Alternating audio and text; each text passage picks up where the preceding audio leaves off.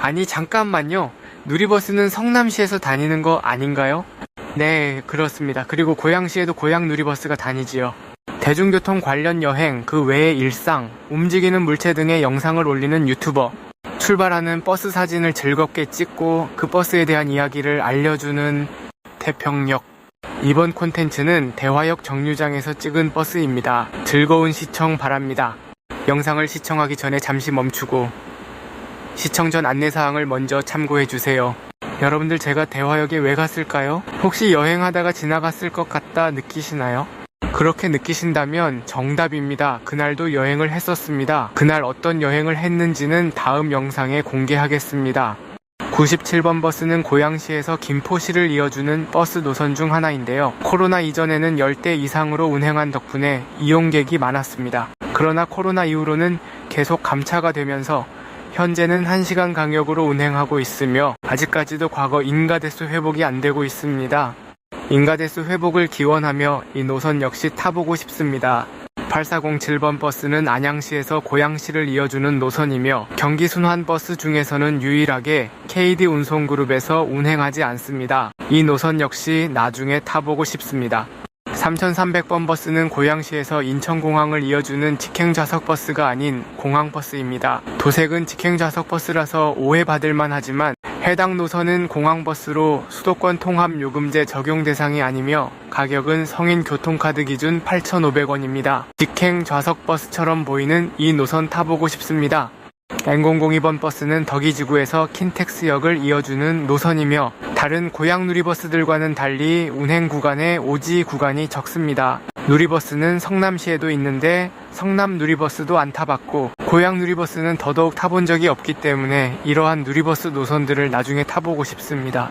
전일번 버스는 고양시에서 부천시를 이어주는 버스 노선이며 과거 서해선 개통 이전에는 고양시와 부천시 구간을 이용하는 이용객들이 매우 많았는데 서해선이 개통되면서는 그 이용객이 서해선으로 가면서 이전만큼 이용객이 많지는 않습니다. 그래도 지하철역과 떨어진 구간들이 많아 그쪽 수요가 여전히 있습니다. 고양시와 부천시를 이어주는 이 노선 나중에 타보고 싶습니다. 67번 버스는 덕이지구 교통 편리를 위해서 66번 버스에서 분리 신설된 노선입니다. 그리고 2025년부터는 운정중앙역도 지나면서 이용객을 계속해서 늘리는 중입니다. 계속 성장 중인 이 노선 나중에 타보고 싶습니다. 900번 버스는 파주 헤이리에서 고양시를 이어주는 노선입니다. 코로나 이전에는 자주 다녔지만 코로나 생긴 이후 꾸준히 감차되면서 2-3시간 간격으로 운행한 적도 있었습니다. 그래도 현재는 운행 횟수가 늘어나면서 이용객이 늘어나는 중입니다. 이 노선 타고 나중에 오두산 통일전망대 가봐야겠습니다. 999번 버스는 대화역에서 신원마을을 이어주는 노선으로 식사동과 신원마을 등 고양시에서 지하철이 다니지 않는 여러 장소들로 운행하는 노선입니다. 그 덕분에 지금까지 이 노선은 꾸준히 이용객을 늘려왔습니다. 나중에 이 노선도 타보고 싶습니다. M7731번 버스는 고양시에서 이용객이 압도적으로 많은 관격급 행버스 노선 중 하나입니다. 어느 정도냐면 과거에는 이용객이 너무 많아서 입석이 안 되는 M버스에서 입석 승객까지 받을 정도였으며 특히 킨텍스에서 행사를 할 경우라면 이용객이 폭발해버립니다. 고양시에서 이용객이 많다는 이 노선도 타보고 싶습니다. 9711번 버스는 일산동부경찰서에서 양재로 이어주는 광역버스 노선입니다. 그런데 대화역에서 찍을 수 있는 이유는 차고지로 가는 중이기 때문입니다. 이런 것을 보면 차고지, 일산동부경찰서 구간에서도 승객을 태우면 좋겠지만 기사님들 휴게 보장 등 문제 때문에 힘들 것 같습니다. 이 노선도 나중에 타보고 싶습니다.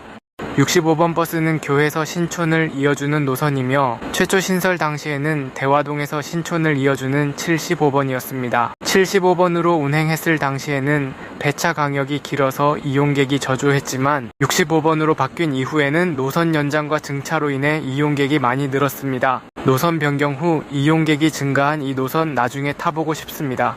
1000번 버스는 대화동에서 숭례문을 이어주는 노선으로 경기도 직행 좌석버스 중 이용객이 엄청나게 많다는 노선입니다. 심지어 직행 좌석버스인데 인가 대수가 무려 40대입니다. 심지어 GTX-A의 영향? 그것도 일부에 불과합니다. 일산 쪽에서 줄어든 이용객이 기존에 타기 어려웠던 장소의 이용객으로 대체되었으니요.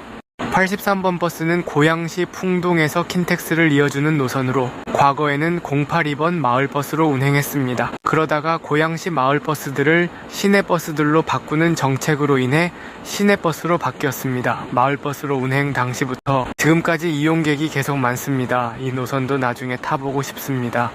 10번 버스는 파주 법원읍에서 일산을 이어주는 노선이며 파주시에서는 굴곡이 많은 노선 중 하나입니다. 그래도 굴곡이 많은 덕분에 이용객이 많습니다. 나중에 이 노선을 타고 운정신도시와 파주 읍면지역 구경해보고 싶습니다.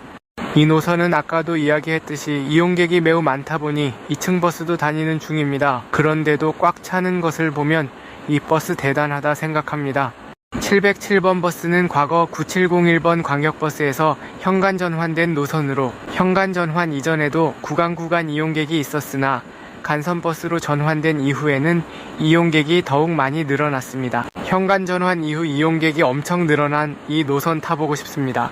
150번 버스는 파주시에서 김포공항을 이어주는 노선으로 코로나19와 서해선 개통으로 인해 이용객이 줄면서 한동안은 배차 간격이 엄청 길었던 적이 있었고 이러한 이유로 폐선까지 갈 뻔했지만 코로나 이전만큼은 아니어도 운행 횟수가 늘어나면서 이용객을 다시 늘리고 있는 노선입니다. 다시 희망을 찾은 이 노선 나중에 타보고 싶습니다. 2023년에 091번에서 A노선과 B노선으로 분리되었는데 B노선은 기존 091번의 서쪽 구간 절반의 노선입니다. 탄현지구에서 대화역 쪽 가는 이용객이 많습니다. 나중에 이 노선 A노선, B노선 모두 타보고 싶습니다. 이 노선이 과거에는 빠르게 달리는 노선이었던 거 아시나요? 과거에는 서울역까지 빠르게 모셔다 주기 위해 엄청 달리기도 했습니다. 그 덕분에 대화동에서 서울역까지 40분도 안 걸린 적 있었다 합니다. 과속으로 인한 사고들이 생기자 현재는 운행여건을 개선하는 등 조치를 취하면서 현재는 1000번을 포함한 여러 버스들이 안전운전합니다. 3800번 버스는 고양시와 의정부시를 이어주는 최초의 직행좌석버스 노선입니다. 이전에는 시외버스로 이어진 곳을 직행좌석버스로 이어지게 되었습니다. 덕분에 경기 북부에 있는 두 도시 간 이동이 더 활발해지고 있습니다. 고양시에서 의정부를 이어주는 이 노선 나중에 타보고 싶습니다. 80번 버스는 운정신도시에서 대화역을 이어주는 노선으로 코로나19 이전에는 굴곡이 정말 많은 노선인 덕분에 구간 이용객이 많은 인기 노선이었으나 코로나19가 터지면서 배차 간격이 엄청 벌어지기도 했습니다. 현재는 노선을 크게 바꾸고 코로나 이전만큼은 아니어도 증차를 한 덕분에 이용객이 다시 늘어났으며 특히 GTX-A 운정중앙역을 연계하는 이용객이 늘었습니다. 다시 성장하기 시작하는 이 노선 나중에 타보고 싶습니다. 056번 도초는 도촌에서 출발해서 일산 쪽을 돌아서 백신초교까지 운행하는 노선으로 지선 구간인 도촌 구간은 BIS에 나와있지 않습니다. 해당 노선은 일산에서 굴곡이 있는데 그 구간에서 이용객이 많습니다. BIS에 나와있지 않은 부분의 경로가 궁금해지는 이 노선 역시 나중에 타보고 싶습니다. 097번 버스는 가좌지구에서 가장 자주 오는 버스 노선인데다가 일산동구청까지 직선으로 이어져 있는 덕분에 가좌지구에서 대화역 구간의 이용객이 엄청 많습니다. 나중에 이 노선도 타보고 싶습니다. 600번 버스는 앞서 언급한 10번 버스와 마찬가지로 파주 법원읍에서 일산을 이어주는 노선으로 신성교통을 먹여 살리는 노선입니다. 10번 버스가 광탄면을 거친다면 600번 버스는 월록면을 거칩니다. 신성교통을 먹여 살리는 이 노선 타보고 싶습니다. 이번 영상은 여기까지입니다. 제 영상을 봐주신 분들에게 감사의 말을 전합니다. 다음에는 이날에 있었던 여행기 영상을 올리겠습니다. 태평역의 다른 영상들도 시청해보세요. 구독과 좋아요는 유튜버 태평역에게 큰 힘이 됩니다.